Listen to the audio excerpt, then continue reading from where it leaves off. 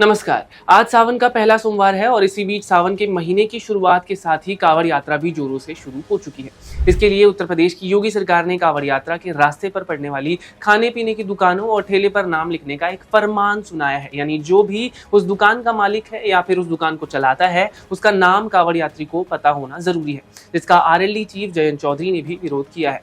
इसके बाद कयास लग रहे हैं कि क्या आरएलडी एनडीए का साथ छोड़ देगी। उत्तर प्रदेश के कांग्रेस चीफ अजय राय ने एनडीए के सहयोगी जयंत चौधरी और चिराग पासवान से उनके विरोध को लेकर कहा कि अगर ये लोग वाकई में इस फैसले के खिलाफ हैं तो उन्हें सरकार से अपना समर्थन वापस लेना चाहिए और सरकार पर इस बात को लेकर दबाव बनाना चाहिए।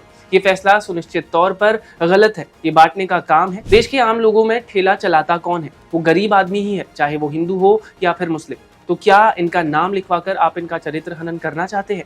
ये सब चलने वाला नहीं है। आपको बता दें कि योगी सरकार के इस फरमान पर आरएलडी अध्यक्ष और केंद्र सरकार में मंत्री जयंत चौधरी ने भी आपत्ति जताई है। उन्होंने कहा कि कांवड़ यात्री जाति धर्म की पहचान करके सेवा नहीं लेता। इस मुद्दे को धर्म से नहीं जोड़ना चाहना चाहिए। बीजेपी ने यह फैसला ज्यादा सोच समझकर नहीं लिया है। अब फैसला हो गया है तो सरकार उस पर टिकी है। अभी भी समय है कि सरकार ये फैसला वापस ले ले और उन्हें इस फैसले को वापस ले लेना चाहिए। जयंत चौधरी ने तो यहाँ तक कह दिया कि आखिर कहाँ तक नाम लिखवाओगे? क्या अब कुर्ते पर भी नाम लिखवाना शुरू करेंगे कि किससे हाथ मिलाना है और किससे गले लगना है? बता दें कि यूपी सरकार ने कुछ दिन पहले ही एक फरमान निकाला था जहां कहा गया था कि दुकान और ठेले वालों को अपना नाम लिखकर रखना जरूरी होगा, जिससे यात्रियों को कांवड़ यात्रा की शुचिता बनाए रखने में मदद मिल सके।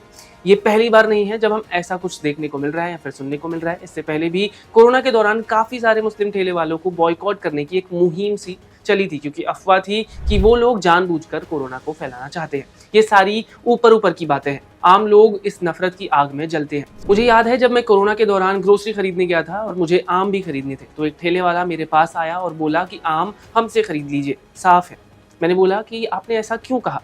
तो जवाब आया कि कोई हमसे आम खरीद ही नहीं रहा है। बड़ी मुश्किल से इतनी गर्मी में हम 2 रोटी का पैसा जोड़ पाते हैं और उसमें भी हमें ये सब झेलना पड़ता है। बात सच भी है।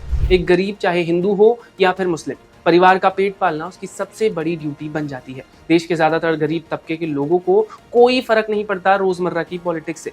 फिर भी इस तरह के फरमान निकालकर सरकार क्या दिखाना चाहती है, वो क्या करना चाहती है? मैं आपसे पूछता हूँ कि अगर आप किसी हिंदू ठेले वाले से फल लेंगे तो कैसे पता लगाएंगे कि वो फल मुस्लिम बगीचे से आया है या फिर नहीं? कैसे पता लगाएंगे कि जिस गाड़ी से ट्रांसपोर्ट किया गया है वो हिंदू था भी या फिर नहीं? आपका सरकार के इस नए नवेले फरमान को लेकर क्या कहना है, हमें कमेंट करके जरूर बताएं। धन्यवाद।